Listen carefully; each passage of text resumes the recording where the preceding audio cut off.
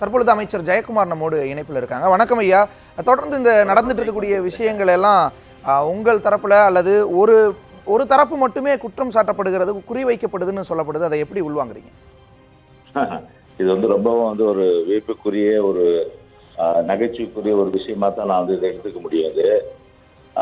பொதுவாகவே தேர்தல் ஆணையம்ன்றது ஒரு இண்டிபெண்டன்ட் பாடி. ஸோ ஒரு சுதந்திரமான ஒரு சுயேட்சையான ஒரு அமைப்புன்னு சொல்லும்போது அவர்களுக்கு ஒரு தகவல் வருகின்ற அந்த சூழ்நிலையில் அவர்கள் சம்பந்தப்பட்ட வீடுகளுக்கு சென்று அவர்கள் ரெய்டு நடத்துவதும், அதே போன்று பணங்களை கைப்பற்றுவதும், அதுக்குரிய சட்டத்தில் என்ன வழிமுறை இருக்கோ அதை பின்பற்றி அவர் நடவடிக்கை எடுக்கிறாங்க.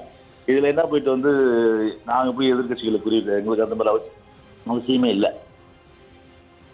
ஆனா ஐயா, தொடர்ந்து ஆளும் கட்சி தரப்புல இங்கெல்லாம் பணம் கொடுக்குறாங்க அல்லது அவங்க வீட்டுல மட்டும் ஏன் ரைடே நடக்கல அப்படிங்கிற கேள்வி எதிர்கட்சிகள் முன் வச்சுக்கிட்டே இருக்காங்களே தொடர்ந்து.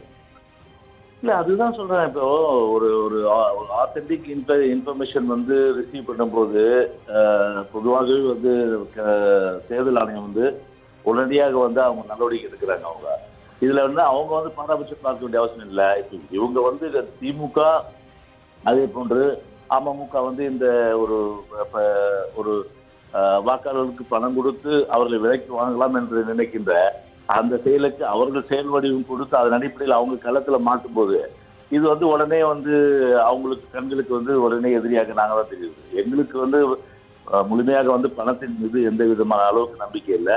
எனவே அந்த ஒரு இனத்தரமான செயலில் நிச்சயமா நாங்கள் ஈடுபடுவதில்லை. இந்த விஷயங்கள் தொடர்ந்து நடந்துட்டு இருக்கக்கூடிய இந்த விஷயங்களை எல்லாம் எதிர்கட்சிகள் அறுவடை பண்றாங்க, ஒரு அனுதாபத்தை தேடிக்கிறாங்கன்னு பார்க்குறீங்களா? எங்களுக்கு அந்த மாதிரி அனுதாபம் தேட வேண்டிய அவசியம் இல்லைங்க. அது அப்போ நீங்க இப்போ நம்மளுடைய அரசியலமைப்பு சட்டத்துல சட்டமன்றம், நீதிமன்றம், நிர்வாகத்துறைன்னு இருக்கு. இப்போ நீதிமன்றம் இருக்கு இல்லையா? சாதாரணமா ஒருத்தர் மேல வழக்கு போட முடியுமா? சாதாரணமா ஒருத்தர் வீட்டுல ஒரு நிர்வாகத்துறையில உள்ள போக முடியுமா? அது எதுவாக இருந்தாலும் தகுந்த ஆதரவு இருந்தால் தானே அவங்க போக முடியும், அவங்க ரைடு அடிக்க முடியும், அவங்க பணம் கைப்பற்ற முடியும். அந்த அளவுக்கு அவங்க நடவடிக்கை எடுக்கும்போது அதுக்கு உள்நோக்கம் கற்பிப்பது ஒரு அடிப்படை அது வாதமே இல்லை. நிச்சயமாங்க. ஏன்னா இந்த இடத்துல திமுக இதன் மூலமா ஒரு அனுதாபத்தை தேடிக்குது, அமமுக ஒரு அனுதாபத்தை தேடிக்குது. தாங்கள் குறிவைக்கப்பட்டு இருக்கிறோம், ஆளுங்கட்சியால நெருக்கடிக்குள்ளாக்கப்படுறோம், தேர்தல் ஆணையத்தை வச்சு எங்களை குறிவைக்கிறாங்க அப்படிங்கிறது மூலமா திமுகவோ அமமுகவோ இந்த மாதிரியான கட்சிகளோ ஒரு அனுதாபத்தை மக்கள் மத்தியில தேடிக்கிறாங்க அப்படின்னு பார்க்கலாமா? இதனால ஒரு அனுதாபம் நிச்சயமா வரப்போவது கிடையாது. ஒண்ணு மட்டும் இதுல ஒரு உண்மை புலப்படுது. அதாவது திமுக அமமுக தமிழ்நாடு முழுவதும் இந்த பணப்பட்டுவாடா வேலையில குறிவைத்து வாக்காளர்கள் செய்யப்படுகின்ற ஒரு விஷயம் இது. எனவே அவர்களுக்கு எப்படியாவது அனைத்து இந்திய அண்ணா திராவிட முன்னேற்ற கழக அம்மா அரசு வீழ்த்து விட வேண்டும் என்ற ஒரே எண்ணத்தோடு அவர்கள் இந்த மாதிரி ஒரு ஆயுதத்தை அதாவது பணம் பிரயோகம் என்கின்ற ஆயுதத்தை அவர்கள் பிரயோகப்படுத்தி கொண்டிருக்கிறார்கள். எனவே அதுல நிச்சயமா பொதுமக்கள் தான் முகம் சுளிப்பார்கள் இல்லையே, இதனால் எந்தவித அனுதாபமும் அவர்களுக்கு ஏற்பட போவது கிடையாது.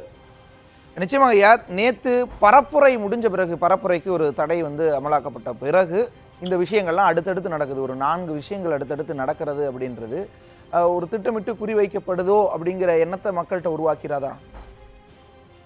சரி, இப்ப நீங்க பரப்புரை முடியுதுன்னா ஒன்லி நம்ம இந்த பிரச்சாரத்துக்கு தான் அது ஒரு தடை ஒழிய அதுக்காக பணம் இருக்கிற இடத்துக்கு இன்ஃபர்மேஷன் கிடைச்சா இன்கம் டேக்ஸும் ஃப்ளைன்ஸ் போடும் இல்லை தேர்தல் ஆணையம் போகக்கூடாது ஏதாவது சட்டம் இருக்கு. அது ஒரு சட்டமும் கிடையாது. எப்போ வேணாலும் போகலாம், எப்படி வேணாலும் போகலாம் அவங்க. நிச்சயமாக ஐயா, உங்களுடைய இணைவுக்கும் நீங்கள் பகிர்ந்து கொண்டிருக்கக்கூடிய கருத்துக்களுக்கும் மிக்க நன்றி.